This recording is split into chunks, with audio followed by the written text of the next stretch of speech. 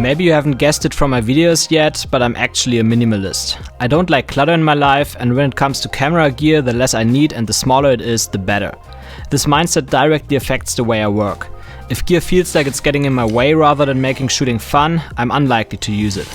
Now, having said that, it's really hard to be a minimalist as a video creator.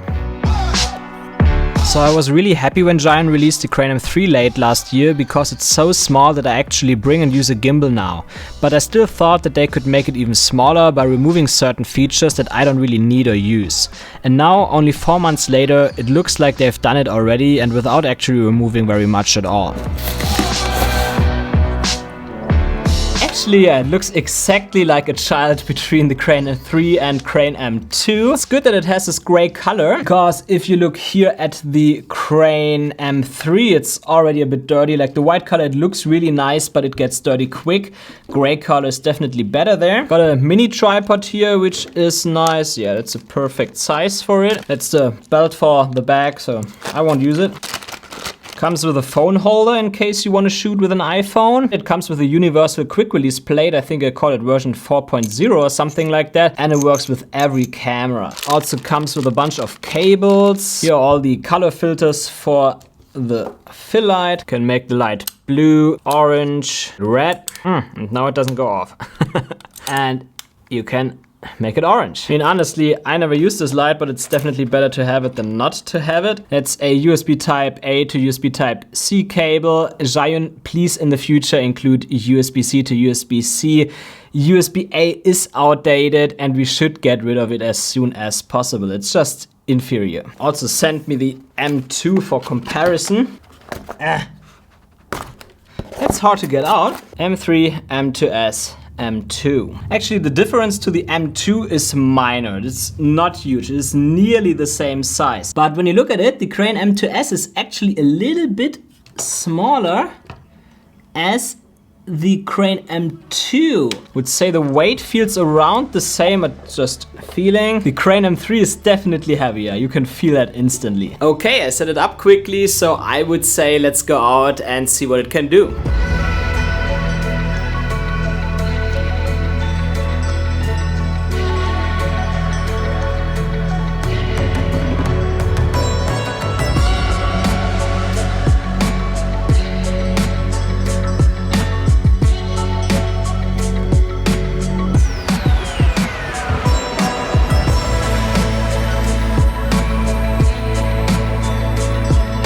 So how is vlogging on this gimbal? I think it overall looks pretty good, but I would never vlog on a gimbal like that because it's just too heavy overall. But I used it for one day now for normal shoots, and I must say I'm quite surprised. I mean, the grip doesn't feel as nice as on the Crane M3, but it's still pretty good overall, and you only really notice the difference when you directly compare them.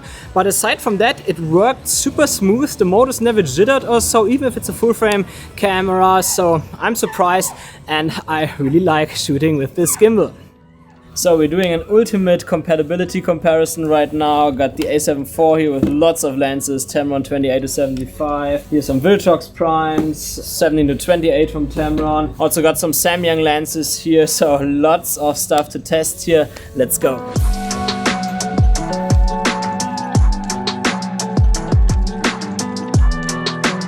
That's our first test with the 28-75 from Tamron and the Sony A7 IV. And as you can see, you can use it, like I can walk with this camera and it's stabilized, and that's good, but I can't fully calibrate it. So it's really the motors now, they have to press against the Rolex. It's not fully compatible, but you can get away with this setup. It's the Tamron 17-28. You also don't get the full range of motion. Yeah, so basic camera motion is no problem. Also has an internal zoom, that's great, so if you want to zoom in, you can quickly do that. Next, Viltrox 24 1.8. So the Viltrox 24mm 1.8 performs the same as the Tamron lenses. It's like I can't balance all axes as well because of the viewfinder touching the gimbal then. So you can get basic motion, but not that you could go into vortex mode or stuff like that. Viltrox 50mm 1.8. Yeah, it's exactly the same with the Viltrox 50mm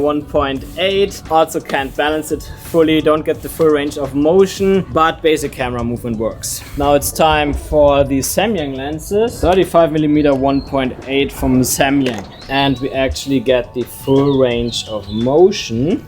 Yeah, so with this lens you can do it all. Okay, next lens, the Samyang 75mm 1.8, which is also super light but a bit longer. And 75mm 1.8. Woohoo! That's looking good. So also Samyang 75mm 1.8 gets the full range of motion. Perfect, not much more to ask for. 85mm 1.8 from Sony, that could work too. And we can get the full range of motion if we don't balance it perfectly. But this is actually okay on this lens because the motors can compensate for not being perfectly balanced. Good, Roma's coming now to bring us some other lenses and his ZV-E10. You are attacking me with the camera. Another gimbal from Zhiyun? Yeah, they're fast. Thanks to Roma, we can also test the 20mm f1.8 from Sony. If you don't know Roma yet, he has 2 channels, one cycling channel and one channel also where he does product reviews. A link is in the description. Yeah, so we can't balance it perfectly with the 20mm 1.8, but you get the full range of motion. How is it to hold the camera for 1.5 hours already? My back hurts. Your back hurts already? Yeah, it's okay, that sucks. Ooh, entering the vortex. So I would say 28mm 1.8 works 95% good. You can't balance it perfectly in all axes, but you get the full range of motion because the motors compensate for that. Yeah, I would say let's also test the ZV-E10 now with the Tamron 11 to 20mm. That's the advantage of the ZV-E10, there's no viewfinder, so you can push it completely back without any problems. Yeah, I think for the ZV-E10, this is a pretty much perfect gimbal. There's nothing that I could complain about. Yeah, that handles really well and it's super lightweight. Roma, should we test it with the kit lens? I think we don't need to test it with the kit lens. It will work perfectly. If it works with this lens, it will 100% work with the kit lens. Maybe the ZV-E10 and the 20mm 1.8. ZV-E10, 20mm 1.8. Yeah, full range of motion, can balance all axes. That's looking good. It actually makes sense to get a 20mm 1.8 for an APS-C camera like the ZV-E10, because you can later use it with full frame cameras, but you also get around a 30mm look. It's actually not just around, it is 30mm, yeah? And f1.8 on APS-C cameras also looks really nice. So that's the ZV-E10 with a 17 to 28mm full frame lens. As you can see now, like ZV-E10, Tamron 17 to 28. If you just need a quick shot with this setup, you can do it, yeah? Overall, pretty impressive. Yeah, but that's really enough lenses tested. Now I think we got a good overview. With an APS-C camera, you're pretty fine. I would not use this longer zoom lenses or so that you can get for these cameras. I actually think if you want to have a perfect full frame travel setup, then these lighter prime lenses from Samyang together with this gimbals do a really good job. And also if you go for APS-C, then you will also like that.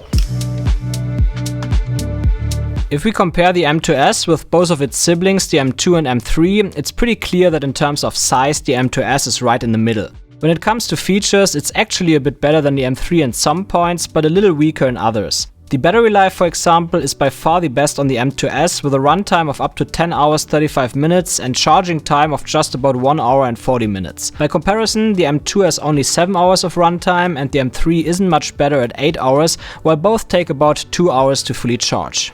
It also comes with the same locking mechanism as the Crane M3, while the M2 uses a pin which I wouldn't be able to unlock without a master's degree or at least a manual. Compared to the M3, the M2S doesn't have an extension base at the bottom, the screen is smaller with 0.66 inches and it only has a single colored light, but that's still not bad with 1000 lumen brightness and changeable color filters. I must say that I honestly don't need any of the features that are missing on the Crane M2S, but what I do love is how much lighter it is. It also costs the same as the M2 at only $269, so if you go with the M2S, you will be saving $100 compared to the M3. You can also buy it together with the gimbal bag for $349. The bag is really nice, but since you're probably going to carry the M2S in your normal camera bag anyway, you probably don't need it. So for me, less is more, and for that reason alone, I appreciate this gimbal. However, I do think that releasing it just 4 months after the M3 is a little early. I mean, on one hand, it's good that they are not holding anything back, but On the other hand, you just bought a product and just 4 months later you want to have the next one. So I think that if you already have the Crane M3 or you use an M2 and don't plan to buy a full frame camera,